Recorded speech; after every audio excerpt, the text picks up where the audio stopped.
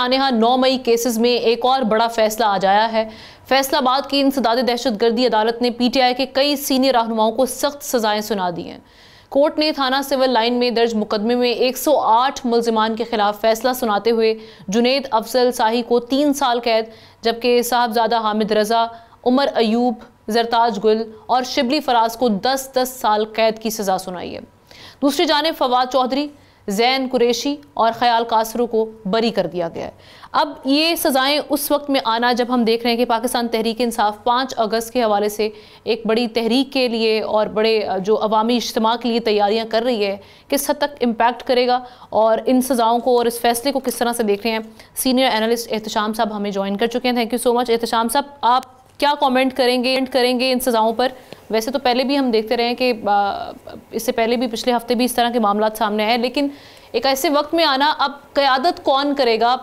5 अगस्त की तैयारियां भी पीटीआई कर रही है, किस तरह से देख रहे हैं अब? अब ना बहुत बड़ा पीटीआई के लिए सेटबैक है। आप देख लें 2 दिन की एक कॉन्फ्रेंस इनकी हो रही है, वो आईन तहफ़्फ़ुज़ कमेटी जो बनाई है हेडेड बाय एच ज़ई, वो आज मिल रहे हैं और यहाँ तो किसी और जगह शायद नहीं मिल पा रहे थे। और ये हम देख रहे हैं मुस्तफ़ा नवाज़ खोखर का जो इधर घर है, इधर बहुत बड़ा फार्म हाउस है, वहाँ पे मीटिंग कर रहे हैं और वहाँ से जो खबरें आ रही तलात यही है कि लोग इकट्ठे नहीं हो पा रहे और जो पीटीआई चाह रही थी कि ऑन बोर्ड हो जाएं सारे लोग, वो नहीं आ रहे और मौलाना फजल रहमान साहब भी पीछे हट गए। तो लोग नहीं देख रहे कि 5 अगस्त को कोई बहुत बड़ा ये कोई पुट अप कर सकेंगे सक्सेसफुल शो। अब देखें आज की जो सज़ाएँ हम ना देखें, ये भी आई ओपनर है।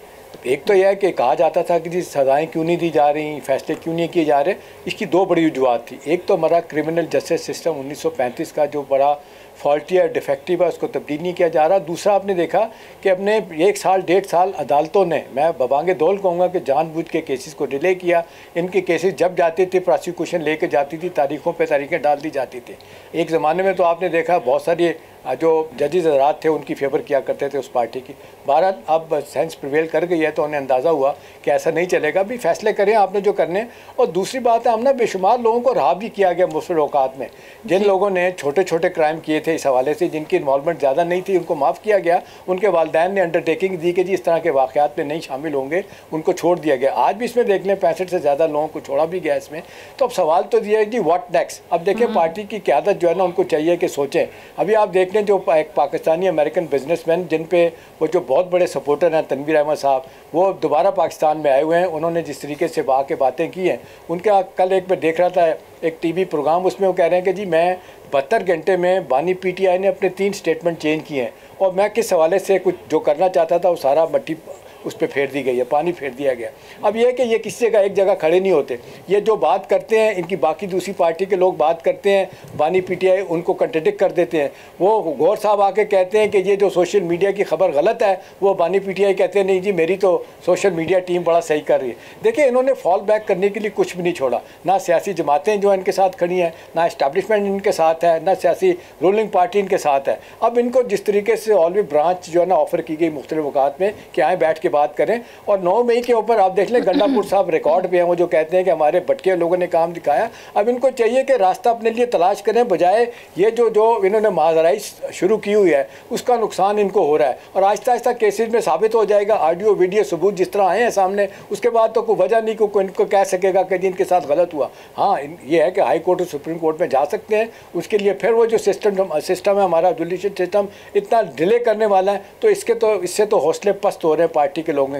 वर्कर्स तंग आ चुके हैं, सड़क पे आने के लिए कोई तैयार नहीं है। जो गिरफ्तार हुए हैं वो कहते हैं नहीं हमें कोई पूछता नहीं। और तो शाहमद कुरैशी जैसे, उमर चीमा जैसे और जनाब एजाज चौधरी जैसे लोग जो है वो बैठे हुए जनाब 5 अगस्त की जो होगी जेल में जो भी अवामी ये मुजाहरा करने जा रहे हैं, तो आप क्या समझते हैं कि इसमें कौन क़यादत करेगा, क्या मामला बनेंगे पीटीआई के? देखें पहले तो ये बहस हो रही थी, ये सवाल बार बार पूछा गया, आप अलीमा बीबी से भी पूछा गया, कोई जवाब नहीं आया। गौर साहब से पूछा गया, नहीं आया। गौर साहब ने कहा जी अपना इमरान खान साहब जेल से क़यादत करेंगे। फिर किसी ने कहा कि जी फिज़िकली नहीं होंगे तो लोग कैसे आएंगे। फिर उन्होंने कहा जी अभी हमने फ़ैसला करना है। आज ये फ़ैसला करेंगे, 2 दिन की मीटिंग जो हो रही है कि कौन क़यादत करेगा। लेकिन जो खबरें आ रही तलात यही है कि हम ना अपने अपने शहरों में बैठेंगे, एहतजाज करेंगे, घर चले जाएंगे, लेकिन उसका कोई फ़ायदा नहीं है।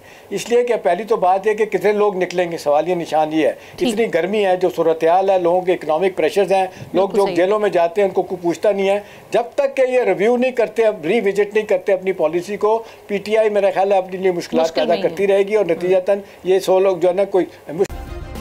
सब्सक्राइब करें और बेल दबाएं ताकि कोई खबर रह न जाए।